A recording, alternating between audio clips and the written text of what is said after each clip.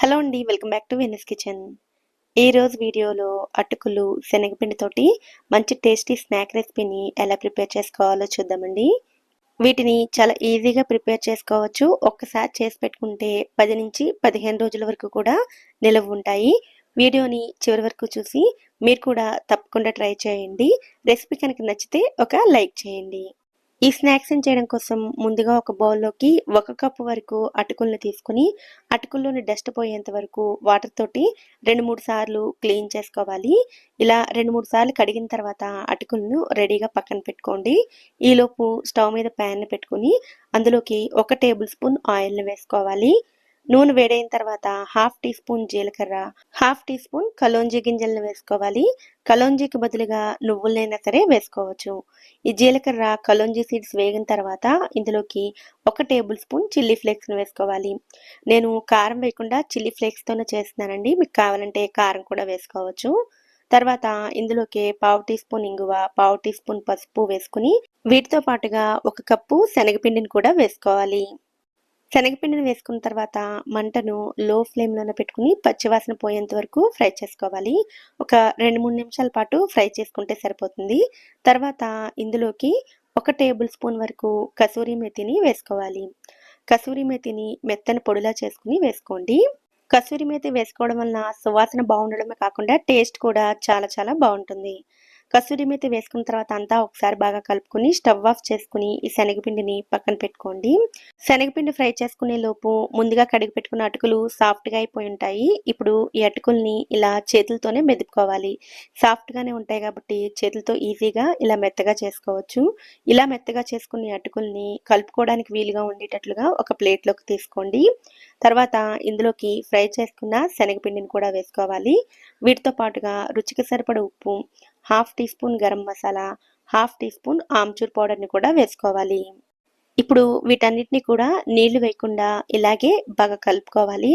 అటుకుల్లో ఉండే తడితోటి పిండంతా బాగా కలిసిపోతుందండి. సెపరేట్గా వాటర్ వేయాల్సిన అవసరం లేదు. అయితే అటుకులు కాబట్టి చేతులకి పిండి అంటుకోకుండా ఉండడం కోసం 1 స్పూన్ నూనెను వేసుకుని కలుపుకుంటే చాలా ఈజీగా కలుపుకోవచ్చు.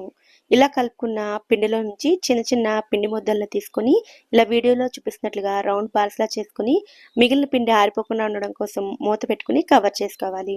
ఇప్పుడు ఈ పిండిని రోల్ చేయడం కోసం బియ్యం పిండిని కానీ లేదా శనగపిండిని కానీ తీసుకుని ఇలా వీడియోలో చూపిస్తున్నట్లుగా పిండిని ఒత్తుకుంటూ రోల్ చేసుకోవాలి. ఈ పిండి ముద్ద ఫ్లోర్కి అంటుకోకుండా ఉండడం కోసం మాత్రమే పొడి పిండిని ఉపయోగిస్తామండి. కనుక మీరు బియ్యం పిండినైనా శనగపిండినైనా సరే తీసుకోవచ్చు. ఇలా పిండిని అద్దుకున్న తర్వాత వీడియోలో చూపిస్తున్నట్లుగా రౌండ్గా పల్చగా రోల్ చేసుకోవాలి. తర్వాత ఇవి ఆయిల్లో వేసినప్పుడు పొంగకుండా ఉండడం కోసం ఫోర్క్ తోటి ఇలా హోల్స్ని చేసుకోండి. స్నాక్స్ అన్నీ కూడా ఈక్వల్ సైజులోకి రావాలి అనుకుంటే ఏదైనా షార్ప్ ఎడ్జెస్ ఉన్న గ్లాస్ని కానీ లేదా షేపర్ని కానీ తీసుకొని ఇలా వీడియోలో చూపిస్తున్నట్లుగా కట్ చేసుకొని తీసుకోండి. ఇలా వీలైనంత పల్చగా రోల్ చేసుకోండి. ఇలాగే అన్నిటినీ ప్రిపేర్ చేసుకోండి. ఇలా ఒక్కొక్కటి చేయడం కష్టంగా అనిపిస్తే పెద్ద పెద్ద పిండి ముద్దలను తీసుకుని ఒకేసారి రోల్ చేసుకుని ఇలా కట్ చేసుకుని సరే చేసుకోవచ్చు. ఇలాగే అన్నిటినీ రెడీ చేసుకోండి. ఇప్పుడు వీటిని ఫ్రై చేయడం కోసం స్టవ్ మీద డీప్ ఫ్రైకి సరిపడా ఆయిల్ని వేడి చేసుకుని ఆయిల్ హీట్ అయిన తర్వాత ముందుగా రెడీ చేసుకున్న ఈ చెక్కలను ఆయిల్లో వేసుకుని మంటను మీడియం ఫ్లేమ్లో పెట్టుకుని 2 వైపులా తిప్పుతూ మంచి రంగు వచ్చేంత వరకు ఫ్రై చేసుకోవాలి. ఫ్రై చేసేటప్పుడు ఇవి సాఫ్ట్గా అనిపించినప్పటికీ ఫ్రై అయిన తర్వాత క్రిస్పీగా తయారవుతాయండి. ఇవి క్రిస్పీగా ఫ్రై అయిన తర్వాత మాత్రమే ఆయిల్లో నుంచి బయటకు తీసుకోవాలి.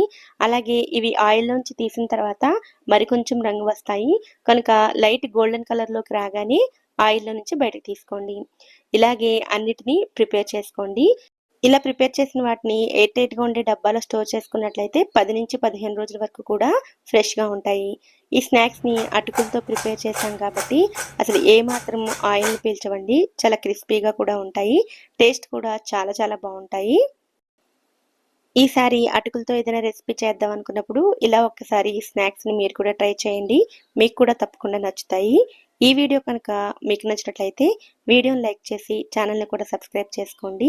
నోటిఫికేషన్స్ మిస్ అవ్వకుండా ఉండడం కోసం పక్కనే ఉండే బెల్ ఐకాన్ని కూడా యాక్టివేట్ చేసుకోండి. Thank you so much for watching.